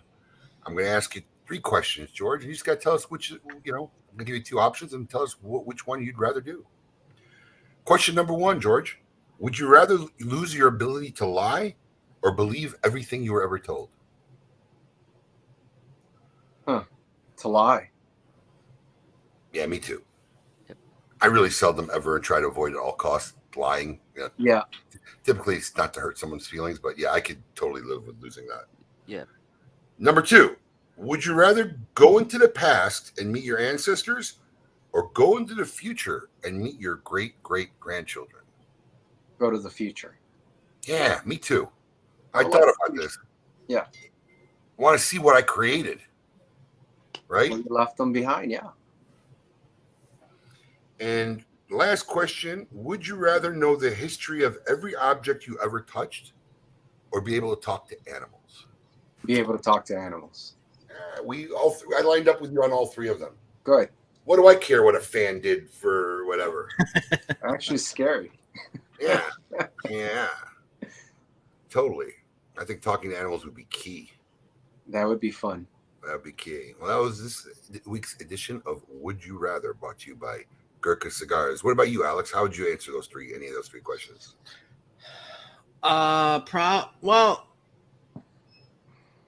Probably the same. The second one could be iffy. Could be a major letdown. But going to the future? Yeah, it could be a major letdown. Yeah, I don't know anybody before my grandfathers. Right. I mean, yeah, I don't know. I'd rather. How about you, Coop? Go to the future, meet your great grandkids, or go in the past to meet your ancestors? My family's—they're all big on storytelling, right? And I think I've heard stories about my great grandfathers and stuff. So I'm a little more inclined to maybe meet those people face to face. Interesting. But I kind of get the whole intrigue about seeing what you created too. But just because I guess in the nature of my family, we're big on the storytelling of our family history. It's interesting, and that's kind of the appeal because my family, and especially a lot of Italian American families that came to America, a lot of the culture was lost because we were very persistent in becoming a part of the American culture. Like my grandmother wouldn't speak Italian. My father doesn't speak Italian because my grandmother wouldn't speak it in front of him because she wanted him to have the English language to be more Americanized. So a little bit of our cultural history and, who goes back to Italy, I don't know, because when they came here, they wanted to be more of an American family and assimilate to the culture here. Speaking of culture, I'm very excited this summer. We've planned this trip twice and had to cancel both times, but I'm taking my kids for the first time to the Middle East. To go meet their whole side of the family, to learn about my culture, my heritage growing up. And I'm very excited. I haven't been there in 20 years. So it's going to be interesting. On a sad note, we talked about, how, at our age, we don't have weddings. Unfortunately, what happens is you start to have funerals.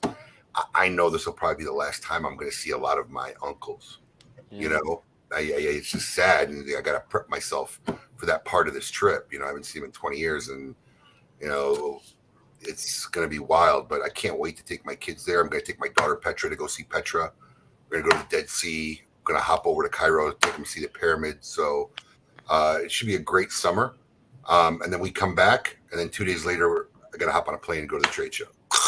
I'm just excited for you to be gone for 5 weeks. I know. Don't worry, bro. I got 5 weeks. I got stuff planned. I got automated recordings to call you while I'm gone.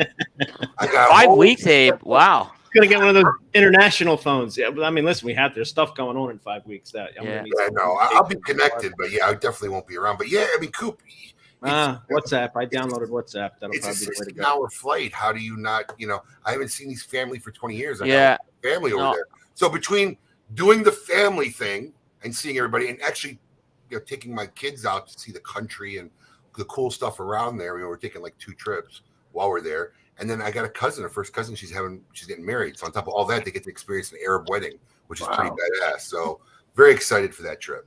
Yeah, you deserve it, Abe. Very excited. Yeah, it'll be a lot of fun. It's going to be a trip in a lifetime for me, and especially with my family.